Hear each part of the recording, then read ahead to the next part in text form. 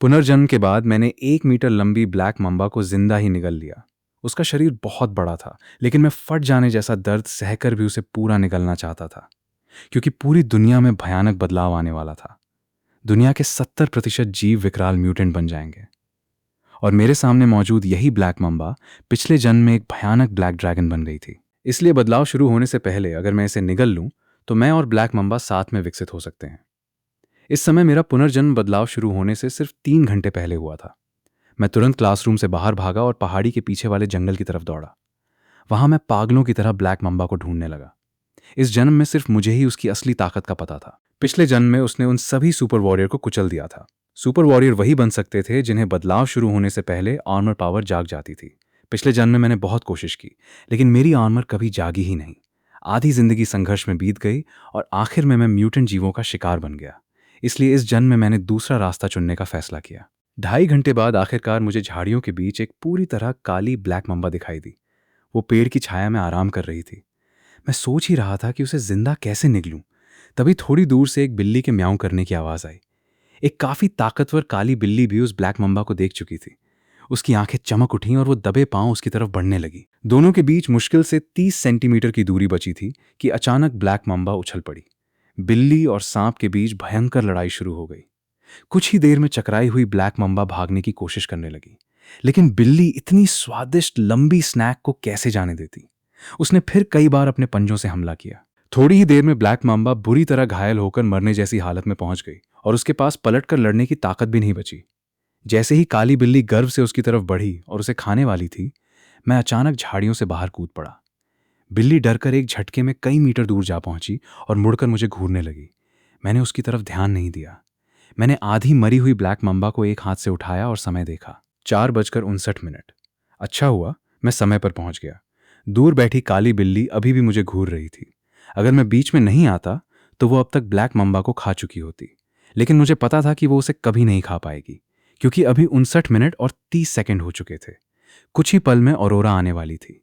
उसके बाद black Mamba mutate हो जाती, तब उसे खाना नामुमकिन होता।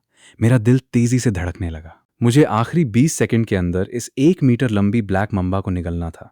जैसे ही समय 59 मिनट 30 सेकंड पर पहुंचा, मैंने एक गहरी सांस ली। 20 सेकंड बाकी थे। आसमान का रंग चमकने लगा। मुझे समझ आ गया कि औरोरा पृथ्वी के वातावरण में प्रवेश कर चुकी है। मैंने बिना एक पल गंवाए अपना मुंह खोला और ब्लैक मम्बा को निगलना शुरू कर दिया। उल्टी जैसा महसूस होने के बावजूद मैंने पूरी ताकत से उसे पूरा निगल लिया। मुझे साफ महसूस हो रहा था कि वो अभी भी मेरे पेट के अंदर तड़प रही है। उसी पल चमकदार और आंखें चौंधिया देने वाली औरोरा पूरी दुनिया पर खामोशी से फैल गई। उसी क्षण मेरे शरीर के अंदर जोरदार धमाका हुआ। मेरे पेट में तड़प रही ब्लैक मम्बा अचानक जलती हुई आग के सांप जैसी बन गई और मेरे पूरे शरीर में फैल गई। दर्द से मेरी चीख निकल गई।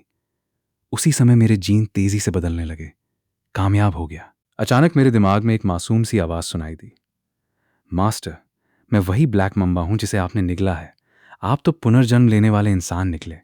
आपके पिछले जन्म की यादें बहुत डरावनी हैं। मैं इतना ताकतवर था, इसलिए आपने अपनी जान जोखिम में डालकर मुझे निगला। मैंने पूछा, तुम मेरी यादें देख सकते हो?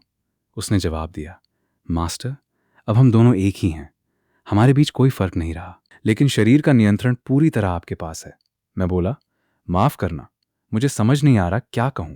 उसने कहा, कोई बात नहीं, इस जन्म में हम पिछले जन्म से भी ज्यादा ताकतवर बनेंगे। मैं मुस्कुराया, ठीक है, आज से तुम्हारा नाम शाओहे होगा। इस जन्म का शासक सिर्फ हम होंगे। तभी दूर से एक भयानक दहाड़ सुनाई दी। मैंने सिर उठाकर देखा। वही काली बिल्ली जिसने पहले ब्लैक मम्बा को बुरी तरह हराया था, अब उसकी रीढ़ पर नुकीले कांटों वाला एक भयानक म्यूटेंट बन चुकी थी। मास्टर, संभलिए! शाओहे ने जोर से गर्जना की और उस बिल्ली को घूरने लगा, लेकिन बिल्ली पहले ही मुझ पर झपट पड़ी। मेरी आंखों में ठंडी हत्या की चमक उभर आई। बेकार। जैसे ही शाओहे ने उस म्यूटेंट बिल्ली का मांस खाना शुरू किया, मुझे साफ महसूस हुआ कि मेरे शरीर के अंदर गर्म ऊर्जा की लहरें दौड़ने लगीं। मेरी कोशिकाएं पहले कभी इतनी सक्रिय नहीं हुई थीं। मैंने पिछले जन्म वाला साधना का तरीका अपनाने की कोशिश की, लेकिन सच में मैं सूरज की रोशनी को अपने अंदर खींच ही नहीं पाया। यानी मेरी ताकत बढ़ाने का एक ही तरीका था, ताकतवर जीवों का मांस निगलना। मुझे याद आया कि सुपर वॉरियर बनने के बाद लोग सितारों की ऊर्जा से साधना कर सकते थे। तभी मुझे समझ आया कि मैं सुपर वॉरियर नहीं हूं। इसलिए मुझे आज की धूप में पहले जैसी ही धूप महसूस हो रही थी। मास्टर, अब हमें बदला लेने चलना चाहिए। पिछले जन्म में स्कूल में एक कमीना था जो आपको जानवरों से भी बदतर समझता था। आज उसे मार देते हैं। शाओहे के पास मेरी सारी यादें थीं, इसलिए वो अच्छी तरह जानता था कि मैं उस आदमी से कितनी नफरत करता हूँ। मैंने कहा, यही मेरा भी इरादा है। जिसे मैं मारने जा रहा था उसका नाम जियांग हाओ था। वो अरबों की कंपनी के मालिक का बेटा था और उसका दादा सेना के बड़े अधिकारियों में से एक था।